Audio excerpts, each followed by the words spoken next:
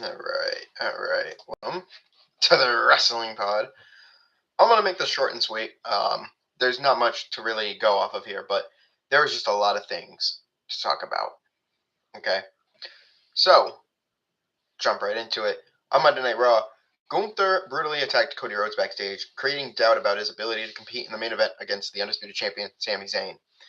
Seth Rollins kicked off the show's broadcast proper with an in-ring promo about the upcoming SummerSlam match with Roman Reigns.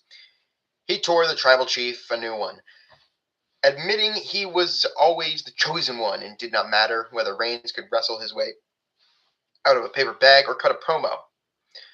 This went on for a couple while until LA Knight hit the ring, interrupting the visionary to a big pop. He took exception to last week's promo between Rollins and Reigns, calling it the same old trash.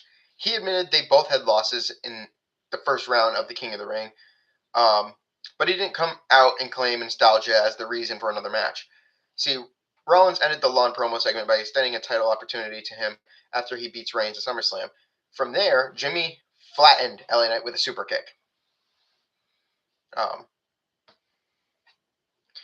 do like that. I do like that the promo started the way that everything did. Gunther also yelling at Nick Aldis. It looks like we're setting up to get that match at SummerSlam. Hopefully, that would be great. But yeah, graded a B, and I'm gonna keep that grading the same because everything felt pretty good. Next, we had the Tag Team Championship match, which again is our first of many I don't know whys. So remember, let's make this very clear right here. The Street Profits. So Theory lost last week to Joe Hendry. Breaker then also, remember, lost to Seth Rollins. So now the Street Profits beat Austin Theory and Rollins here for the tag team titles. The Street Profits defeated Austin Theory and Braun Breaker for the titles. Okay? So, warned by Heyman to come back with something worthy. I didn't come back at all. Braun Breaker and Austin Theory wasted little time to go after the Street Profits. The challengers dominated early and often until a hot tag to Ford sparked a comeback at the commercial break. As the action broke down, Braun Breaker failed to capitalize on the brass knuckles slid to him by Logan Paul and was taken out by Ford at ringside. Back inside the ring, before Angelo Dawkins could even use the brass knuckles that he acquired, Maxxine Dupri entered the ring and delivered a low blow to Dawkins and Theory, covered for the win, and they win the tag team titles. After the match, Dupri leaped into the arms of her apparent beau and planted a kiss on him, responding to the ultimatum from a week ago. The big takeaway here was Dupri's turn. As for the match itself, so much of it took place on the commercial break that it was tough to accurately grade. So with Dupri's involvement, a lot of people are talking about, well, Dupri just got married or engaged at the very end of 2025. Now we're in July of 2026, and she's dating Austin Theory on Raw. You guys do realize that this same scenario is played out between Liv Morgan and Dominic Mysterio, right? Dominic Mysterio is married to his wife, but then Liv Morgan and him are dating on Raw. So you guys got to understand something here, is that you guys are delving into what is called the personal professional life of a person. This is why I don't like mixing a personal and a professional life together, because it doesn't add well. You don't want to add your personal life to your profession, right? It's called a profession for a fucking reason. So let me break it down. So Maxxine Dupri is still married to Anthony Luke, okay, from NXT. She's just having this storyline relationship with Austin Theory, if that makes sense. So kayfabe, right? So Austin Theory even has a girlfriend. So Austin Theory and Maxxine Dupri are not dating in real life, okay? They're not, I don't know what I don't know what you guys are throwing around out there, okay? Just hold yourselves, all right? The trainers refused to clear Cody for Monday's main event, which kind of sucks, so we need a replacement. Graded a C+, and that's going to stay like that. We had our Women's Intercontinental Championship match. It was Sol Ruca versus Raquel Rodriguez. Not much to get into here, but Paul Heyman approached the Vision and congratulated someone on accomplishing something on Raw, referring to Maxxine Dupri. As the group left, the former Women's IC Champion teammates Otis and Kyrgios watched in dismay. So you know they're next in line for the tag team titles. Apparently, they need to do something, right? And they need to make their tag team division feel worthy again because they've been lacking completely. But you know what? I'm too far gone for the tag team division to be saved at this point. So we're going to move forward. Sol Ruca defended the title against Raquel Rodriguez. Sol Ruca mounted a spirited comeback from after the commercial break, but missed a springboard frog splash, nearly cost her. Appearance from Roxanne Perez and then Women's World Champion Liv Morgan put the babyface in further Pearl. Io Sky appeared, wiped out the heels at ringside, and Ruka delivered the Soul Snatcher to defeat Rodriguez and retain her title. The finish was a bit overbooked, but at least made sense within the context of the Judgment Day's consistent interference in each other's matches. And Io Sky taking out Morgan to avenge last week's beatdown and heat up the rivalry too was also a plus. So for that, I think I'm going to do this to a B minus. Okay, so change the grade to a B minus. I don't think it's a C. You know, the match was a bit too jointed at times, but against Ulruka, stepped off some of her offense. It's okay. Strong performance. I don't like the Judgment Day getting involved in each other's matches, so fuck all that. But I love the consistency. That's all I care about. Is continuity too. You know, you gotta keep consistency and continuity within the storyline as well. It's got to be logical. So for that, I'm giving it a B minus. Minus comes in for the interferences. However, a B steps it up for the continuity, the consistency, and of course the title defense itself. Michael Cole and Corey Graves announced a gauntlet match for next week's show to crown the new number one contender for the IC Championship. And honestly, I'm going to push for Chad Gable. I think Chad Gable should win this thing, face Penta, and win the IC Championship. That'd be fucking perfect. Anyway, backstage conversation included Penta, Page, Rusev, Lee, and Gable, which teased the tag team match between the prospect and the more contenders. So, yeah. We got some Hell in a Cell hype. Paul Heyman cut a promo on Oba Femi and his upcoming match with Brock Lesnar inside of Hell in a Cell at SummerSlam. The ruler cut off the wise man's exit, entering to a big ovation. He offered a face for Heyman to talk to. Heyman called out Femi for making a mistake by accepting Legend's challenge for a match he has dominated for his entire career. Another great promo from one of the best to do it. He set the stage for another loss by the ruler, calling him beatable. Now, Femi, of course, responded by pointing out that Lesnar can claim not to watch the show, but the fact that he showed up and referred the names he called him says otherwise. He called Heyman scared, vowed to beat the Beast Incarnate inside the Hell in a Cell and end this chapter, and give a proper retirement to Brock Lesnar. So graded a B+, and we can stay with that. Chad Gable and Dragon Lee took on Ethan Page and Rusev. Not much here, but it's just set up for the gauntlet match that we're going to get. All of this worked out. Next week's big match will be hyped, and I can't wait to find out who's going to face Penta for the IC Championship, possibly at SummerSlam. But next, we get to, well, quite frankly, the downfall of the show. Okay? So all the grades are going to stick to what they are, just a couple changes, but grading a B here. Keeping this a B+, and changing Sol Ruca's match here to a B-. Looks like a pretty good average show. Well, that shit's just about to go down the fucking drain. I need to talk about this. So CM Punk returned nearly 3 months away, walked right back into the main event of Raw, and defeated Sami Zayn to win the undisputed WWE Championship in front of his family and friends in Chicago. Now, I'm not going to take that away from Punk. Congratulations to Punk. Congratulations for winning that championship, man, in front of your family, in front of your friends. We knew you were going to come back. It was just a matter of, Cody Rhodes was going to be the one to face you.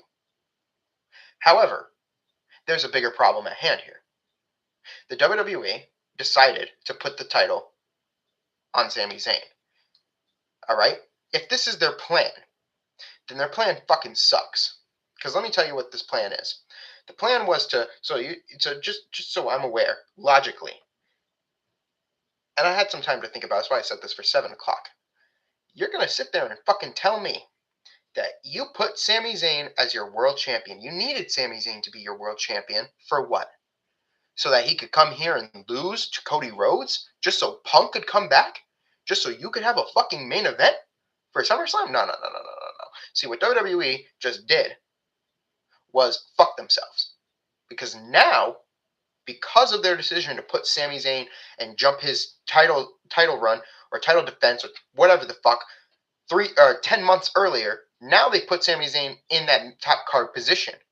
Okay, they moved him from the mid card, and now he's in the main card roster. Now he's a top dog. Now he went from underdog to now main eventer. So now WWE's got to follow up with that, because now if they don't and they send him right back to the mid card, then there was no reason to put him in that role. There was no reason for him to win that fucking title. What it comes down to is that WWE did not want to think smart. They didn't want to think logical. They wanted to go illogical. They wanted to go with nonsense. They decided that, okay, well, instead of having Cody retain, have Sami and Jay fight for an opportunity, right, to do this on Raw, and instead of having Gunther attack Rhodes, taking him out, Sami's already got the title opportunity. He's like, well, guess what? Cody's out. Cody's injured. Well, you might as well just hand the title to me now, because that's not how it works here. And then have Punk come out and face Zayn for the title, right? Don't you think that would have made more sense, right? Had Cody retained at Night of Champions, and then have Gunther come in and fucking take Rhodes out here. Now you have Zayn playing to his heel role, saying like, oh, well, Cody's out. That means you might as well just give me the championship. Hand me the championship and we can party. No, WWE decided to put the championship on Zayn instead of going that route. So now we're going to build to Punk and Cody Rhodes for fucking SummerSlam. And then where's Sami Zayn going to go? Well, no, now Sami Zayn has to be in that match, making this a triple threat match. So now Sami Zayn has to be a part of a Cody Rhodes CM Punk feud that he should have never been fucking a part of. All because they decided to put the title on him. And his title reign means jack shit when you only hold it for 9 days and no fucking defenses, don't you think? So yeah, Paul, Triple H Levesque, you fucked up. You and your fucking creative team fucked up. And now you're gonna have to fucking fix it. And the only way you can fucking fix it is by putting Zayn in the main event with CM Punk and Cody Rhodes. Now, you want to have Cody be the champion again? Then you're going to have to turn him heel too. So you guys really honestly fucked yourselves into a position that you guys cannot get yourselves out of, especially here on my show on this shit. Because I'm calling out your bullshit. I'm calling out your fucking nonsense. His title run, his win at the time mattered. Sami Zayn winning was glorious. It was perfect. 10 years, 25 years building up, working his ass off to get where he needed to be. You put him as the world champion, he will never forget that. But if I were Sami Zayn, I'd be pissed at creative for this bullshit. I'd be mad. I'd be fucking pissed. But I wouldn't go on the internet and fucking write stupid shit, you know. I'd go to the people who made this happen. I'd call them out on their bullshit, but I'd also thank them for the opportunity that they gave me. Now, Sami Zayn can decide what he wants to go next, right? Does he want to leave the company? Does he think he'll get a world championship somewhere better? Maybe. Who knows? Maybe he might not. Maybe he might not get where he got. I just think it's fucked up how WWE is going to decide that a 9-day title reign is worth something with no title defenses and no fucking logic behind it. Because every storyline has been based off of logic. And you guys know that I point that shit out. So, I'm not going to take away from the match that they had. I think they had a great match. However, this is what's left with. The question now is what it all means for Zayn, who emerged as an unlikely champion amid a heel push. Does he fall back into the mid-card, or is his time at the top of the card only is it halted? Well, that's not a question it's not a question for if he. It's not a question of does he fall back into the mid card. It's more of is he going to fall back into the mid card, or is he going to be at the top of the card where Punk and fucking Cody are? Because I'm going to be extremely more pissed, and I'm going to degrade all of their shit involving Sami Zayn, or I'm going to degrade everything involving Cody, or I'm gonna degrade everything that's Cody and Punk until Sami Zayn is on the top of the card. So yeah, if he falls back into the mid card, you can expect it to happen.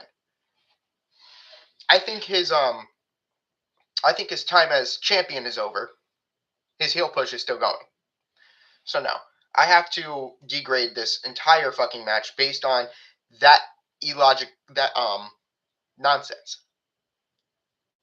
There was no need to put the fucking title on. There was another way to do it, and you guys refused to do it the way that you guys should have done it. Right? This was a bad decision. All right? It's a move that you chose to do, and it's a move that was bad in the eyes of the public, and of course to me. It was terrible. But you're not here to make me feel happy. You guys are there to make yourselves feel happy. So be happy. Be happy with that. But I'm going to criticize and I'm going to lower the standards. Bleacher Report may give you an A, but I'm not. I'm here to give you a fucking B. A whole grade down. The match itself was fucking beautiful. It was perfect. All right? CM Punk coming back and winning it in front of Chicago fans and his family, that was great. But now you have to put Sami Zayn in the main event because it will not make sense. And Cody Rhodes has to turn heel at that point because that wouldn't make sense. What sense would it mean to have Punk and Rhodes face each other with Cody being the babyface moving forward? It wouldn't. And you know my standards here. A babyface and a babyface works because you know one of them's turning heel. Cody needs to turn heel. Punk can't always be the fucking Antichrist hero. So, graded a B. And as for the entire overall show, 2 promo segments between Hemi and Feynman and Rollins and Knight did a great job building to SummerSlam. The overarching story of Rhodes' injury and removal from the main event elevated this episode. Punk's return and the quality of his match put on another level of performance. There was little else to write home about the in-ring perspective, but the entire broadcast was centered around Sami Zayn's title defense and the mystery man who would step in for Rhodes. Now, even though CM Punk, even though the match paid off very well, they say that it was paid off so well, earned its higher than normal grade. Well, guess what? The match gets a payoff. The match gets a payoff, don't get me wrong. But don't sit there and tell me that Sami Zayn losing the title or Sami Zayn winning the championship, holding it for 9 days just to fucking lose it was worth it. That was a big disrespect to the face of people who really care about Sami Zayn and wanted to see him be world champion and have a proper title run. So for that, the overall grade is going to be an A-. It's not getting an A. It's getting an A-. I'm putting the minus in there. A lot of negativity on this show. However, I feel confident about the future. So don't go online hating Triple H or the creative team. They are going to do what they've always been doing. They don't care about the critics. They care about what makes the audience happy because they are actually listening to the people. They don't need to listen to me. They don't need to listen to you. Okay? But they hear you. They just don't care. Simple as that. And that's TKO, who doesn't care. So, let me know what you guys thought about Monday Night Raw. And tell me your thoughts on Sami Zayn's title run. Also, tell me what you guys think about Maxxine Dupri turning heel. That's a big thing. And tell me what you guys think about Punk being the new champion. And what do you think is going to happen at SummerSlam? Let me know in the comments down below. Don't forget to subscribe, drop a like, and comment down, and turn on those post notifications. Like so. I will see you guys on Saturday for the SmackDown Summary. Peace.